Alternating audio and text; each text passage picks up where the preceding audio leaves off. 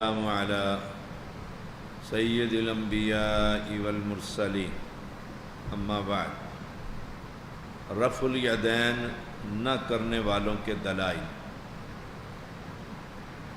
Number 1، سیدنا جابر بن سمرہ رضی اللہ تعالیٰ عنہ بیان کرتے ہیں رسول اللہ صلی اللہ علیہ وسلم نے فرمایا، کیا بات ہے، میں تم کو اس طرح ہاتھ اٹھاتے دیکھتا ہوں گویا کہ وہ سرکش گھوڑوں کی دمیں ہیں۔ نماز میں سکون اختیار کرو، اسکنوا فی الصلاۃ۔ صحیح مسلم کی حدیث 430 نمبر۔ اس پہلی حدیث میں صحابہ ہاتھ اٹھاتے تھے، آپ صلی اللہ علیہ وسلم نے انہیں منع فرمایا اور تشبیہ دی شرارتی گھوڑوں کی دموں کے ساتھ، لیکن یہ نہیں بتلایا کہ وہ کون سی رفع الیدین ہے، پہلی والی ہے، دوسری والی، تیسری والی، چوتھی والی، پانچویں والی، کون سی رفع الیدین؟ 12 تکبیرات عید والی، 6 تکبیرات عید والی، نماز وتر والی، عام بات ہے۔ فرمایا میں تمہیں اس طرح ہاتھ اٹھاتے دیکھتا ہوں گویا کہ وہ سرکش گھوڑوں کی دمیں، نماز میں سکون اختیار کرو۔ اس سے احناف کہتے ہیں رکوع جاتے ہوئے رفع الیدین، رکوع سے اٹھتے ہوئے رفع الیدین نہیں کرنی چاہیے۔ کیوں؟ نماز میں سکون ہونا چاہیے، اسکنوا فی الصلاۃ۔ نمبر 2، یہی چیپٹر، یہی حدیث کی کتاب، یہی صفحہ، جابر بن سمرہ یہی راوی صحابی، نیچے والی حدیث بالکل اس کے متصل، سیدنا جابر بن سمرہ رضی اللہ تعالیٰ عنہ فرماتے ہیں رسول اللہ صلی اللہ علیہ وسلم کے ساتھ جب ہم نماز پڑھتے تو نماز کے خاتمہ پر دائیں اور بائیں السلام علیکم ورحمۃ اللہ کہتے ہوئے ہاتھ سے بھی اشارہ کرتے تھے۔ وہی کتاب،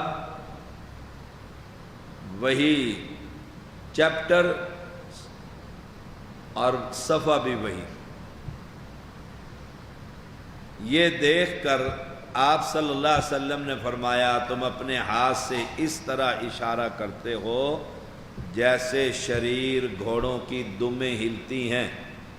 تمہیں یہی کافی ہے کہ تشہد میں اپنے رانوں پر ہاتھ رکھے ہوئے دائیں اور بائیں السلام علیکم ورحمۃ اللہ کہو، السلام علیکم ورحمۃ اللہ کہو۔ اب کون سی رفع الیدین منع ہوئی؟ تشہد میں جو کرتے تھے۔ کتاب بھی وہی، یہ 3 حدیثیں یاد رکھنا، اور ہر عالم جو رفع الیدین شروع کرے سب سے پہلے اسے، یہ بھی صحیح مسلم ہے، کتاب بھی وہی 431 نمبر حدیث۔ نمبر 3، اس میں اور وضاحت ہے۔ پہلی حدیث میں تھا سکون اختیار کرو، دوسری حدیث میں آیا اپنے ہاتھ رانوں پر رکھو اور دائیں بائیں سلام پھیرو۔ اب تیسری سنیے گا۔ سیدنا جابر بن سمرہ رضی اللہ تعالیٰ عنہ بیان کرتے ہیں ہم رسول اللہ صلی اللہ علیہ وسلم کے ساتھ نماز کے خاتمہ پر السلام علیکم ورحمۃ اللہ کہتے ہوئے ہاتھ سے بھی اشارہ کرتے تھے۔ یہ دیکھ کر آپ صلی اللہ علیہ وسلم نے فرمایا تمہیں کیا ہو گیا ہے، تم اپنے ہاتھوں سے اس طرح اشارہ کرتے ہو گویا وہ شریر گھوڑوں کی دمیں۔ نماز کے خاتمہ پر زبان سے السلام علیکم ورحمۃ اللہ، السلام علیکم ورحمۃ اللہ، اور ہاتھ سے اشارہ نہ کرو۔ تینوں حدیثیں، راوی بھی ایک، کتاب بھی ایک، چیپٹر بھی ختم۔ پہلی میں مختصر، دوسری میں معین ہاتھ یہاں رکھو، اور تیسری میں کہا رفع دین نہیں کرنی ادھر اور ادھر۔ ہمارے بھائیوں نے اٹھا کر اس کو رکوع اور رکوع سے اٹھتے ہوئے فٹ کر دی۔ ایک اتفاق ہوا کشمیر مقبوضہ کی طرف ہمیں جاتے ہوئے، ہم بہت ٹاپ پر پہنچے تو نہیں، کشمیر میں نہیں، افغانستان میں، یا پتہ نہیں کشمیر میں، اب یاد نہیں، میں خود گاڑی پہ تھا تو بہت سارے لوگ، ہر جہادی، جب ہم ٹاپ پر پہنچے نا تو پہاڑوں کے دامن میں بڑے خوبصورت گھوڑے تھے ملٹری کے، استبل، تو وہ سارے رفع الیدین کر رہے تھے۔ یہاں بھی ہے نا شریر گھوڑوں کی دموں، تو میں نے جو حنفی ہمارے ساتھ تھے مجاہد، ہم نے انہیں کہا بھائی بات سنو ادھر، جو نبی نے رفع الیدین منع کی ہے نا شریر گھوڑوں کی، وہ دیکھو سارے دمیں ایسے اور ایسے دائیں بائیں ہلا رہے تھے۔ مسئلہ سمجھا دیا، بڑے خوش ہوئے، پریکٹیکل، عین الیقین، حق الیقین، کہ یہ دیکھو، اور گھوڑا کرتا اسی طریقے سے، وہ دیکھو ہزاروں کے حساب سے سارے گھوڑے رفع دین کر رہے ہیں، جس سے رسول اللہ صلی اللہ علیہ وسلم نے منع فرمایا اور تشبیہ دی۔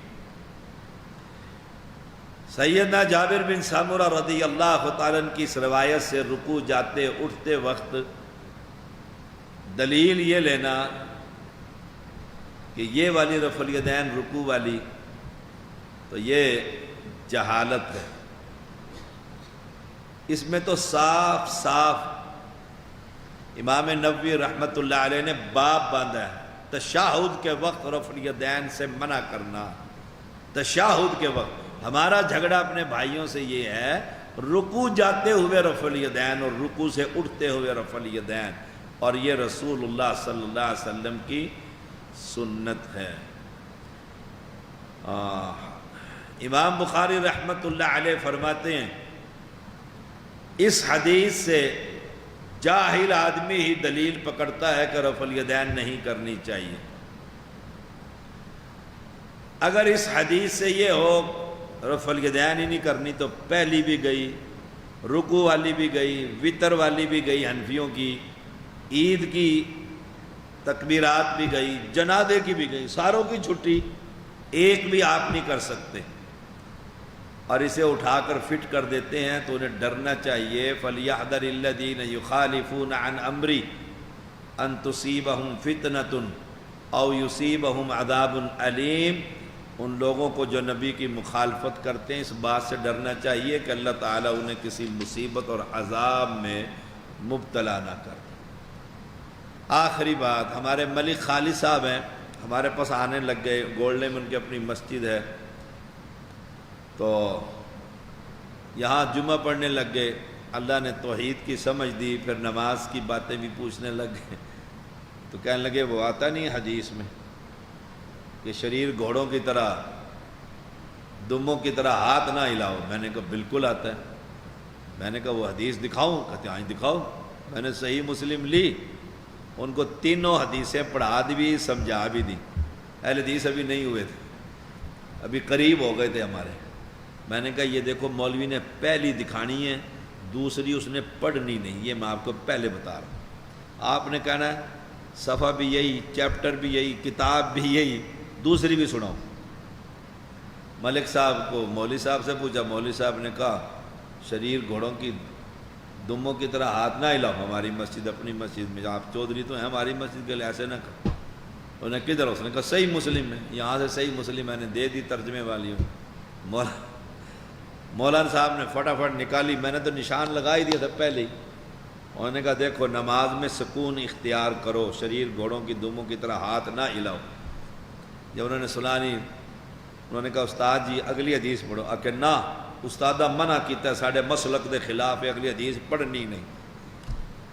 وہ کہے چلو پڑھ کے سنا ہی دو۔ انہوں نے کہا بند کرو کتاب، اگلی پڑھنی نہیں۔ کیوں؟ ساڑھے مسلک دے خلاف ہے، حدیث ہی نہیں پڑھ۔ ملک خالد کہتا آپ میرے استاد ہیں، قرآن انہی سے پڑھا، مسجد ہی انہی کی تھی۔ کوئی بھی نہیں ہے. آپ انہوں نے کہا نا استاد منع کیتا کتاب اندر رکھو گل مکاؤ. یہ ہے حق اور سچ. سچ کیا ہے؟ نبی کی سنت، نبی صلی اللہ علیہ وسلم کی نماز کی زینت ہے. اور ہم پیچھے پڑھا چکے ہیں ہر انگلی کے بدلے ایک نیکی ہے، 10 نیکیاں ملتی ہیں. اللہ توفیق دے عمل کرنے کی. صلی اللہ علیہ وسلم.